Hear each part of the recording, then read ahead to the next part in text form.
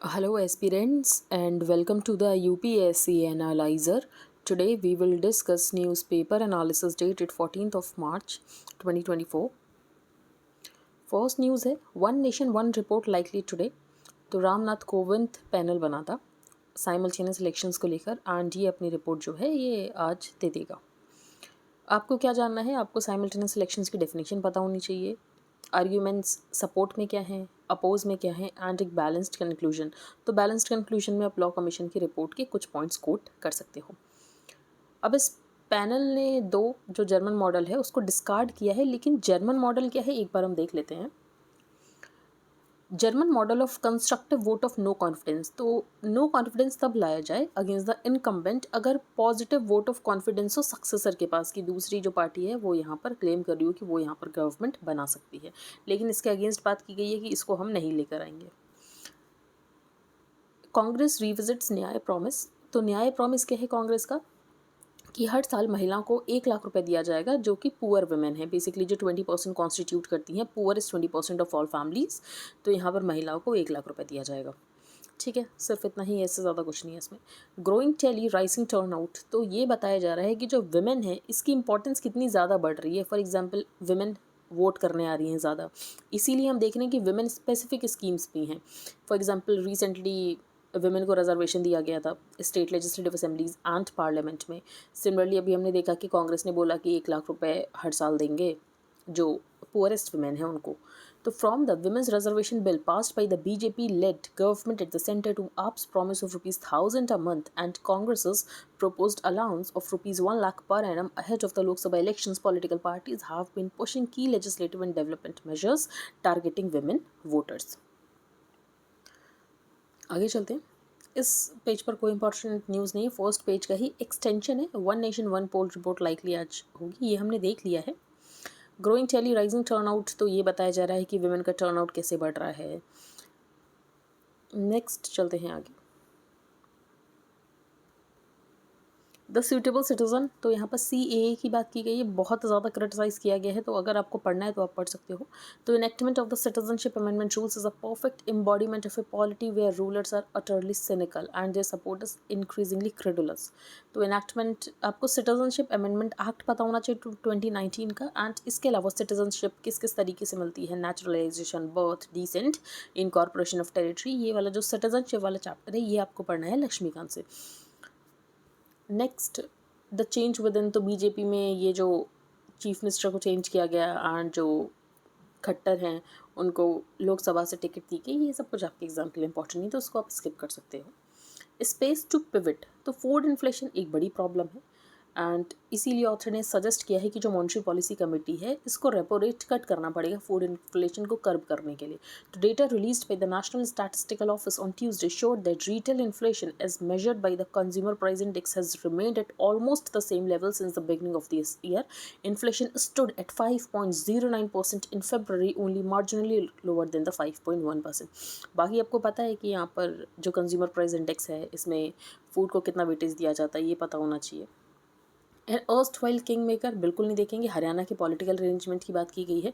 When Mumbai was Bombay. तो अगर आप बिलोंग करते हो मुंबई से तो आप ये पढ़ लेना, क्योंकि इंटरव्यू में आपसे पूछ सकते हैं, कभी कभी वो पूछ लेते हैं कि आपके जहाँ से आप बिलोंग करते हो वहाँ की क्या खासियत है, तो आप पढ़ सकते हो, अदरवाइज़ आप इसको बिल्कुल इग्नोर कर सकते हो।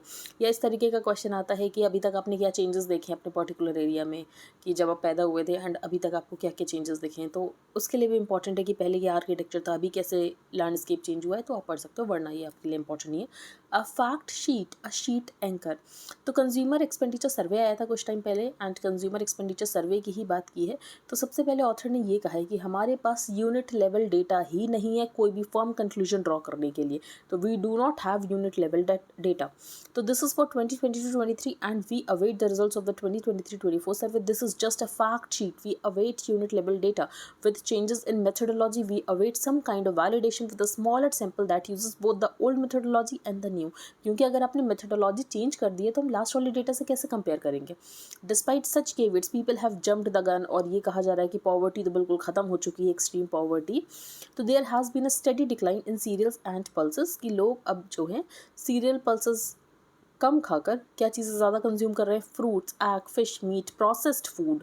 तो perhaps rural India's consumption of items has shifted to junk food. Potatoes उनके लिए इन्फीरियर गुड्स हो सकते हैं, बट पोटैटो चिप्स नहीं है। These were the rural trends. For urban India, food is down from 48% to 39%, and the pernicious shift to processed food is much more pronounced. Education and health trends भी यहाँ पर diverge कर रहे हैं between rural and urban.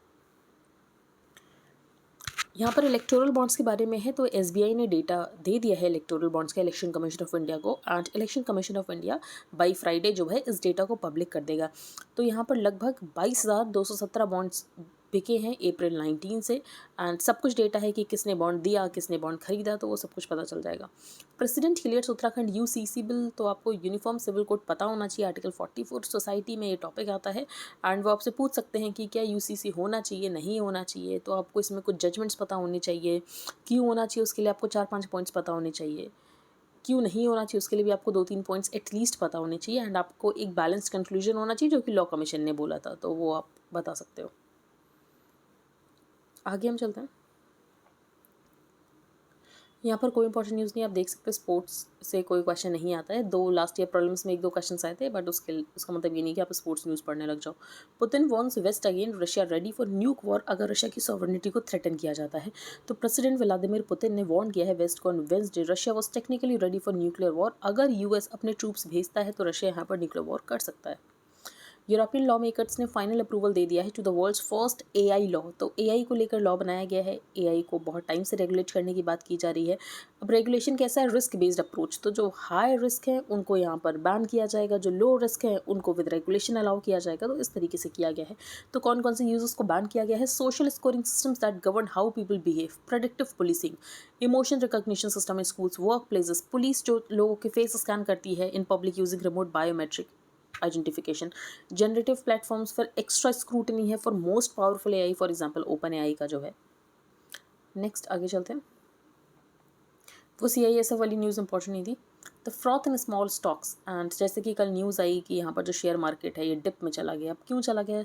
तो यहाँ पर कुछ ये बताया गया है कि कुछ पैटर्न्स आइडेंटिफाई किए गए हैं, एंड हमें ये पता चला है कि जो स्मॉल एंड मीडियम एंटरप्राइजेज हैं, जो इनके IPOs हैं, इनमें मैनिपुलेशन किया गया है, एंड जिसकी वजह से एक बबल क्रिएट हो गया। तो stocks of small companies are showing signs of becoming bubbles, and regulators have sounded a warning. Over the last 5 trading sessions, the small cap index has fallen by 10% and the mid cap index by 5.9%. In comparison, the benchmark Sensex at BSE has lost only 1.2%. First autonomous AI software engineer, तो इसका नाम है Devine, और इसको बनाया है US based applied AI lab, जिसका नाम है कॉग्निशन। ठीक है। अब कहीं आपको लिखना हो कि AI जो है ये कहाँ तक पहुँच गया है, तो आप लिख सकते हो कि AI सॉफ्टवेयर इंजीनियर बना दिया गया है। Fast breeder reactor and energy security, तो यहाँ पर कुछ फैक्ट्स पता होने चाहिए। क्वेश्चन आया था 2020 में न्यूक्लियर रिएक्टर को लेकर। तो न्यूक्लियर फ्यूल्स को क्लासीफाई कर सकते हैं एज फिसाइल और फोर्टाइल। तो फिसाइल कौन कौन से हैं? Uranium 233, 235 and plutonium 239।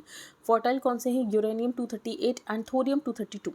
तो फिसाइल आइसोटोप्स को डायरेक्टली यूज़ किया जा सकता है न्यूक्लियर फ्यूल के लिए। फोर्टाइल आइसोटोप्स को डायरेक्टली यूज़ नहीं कर सकते हैं, इनको फिसाइल में पहले कन्वर्ट करना पड़ेगा।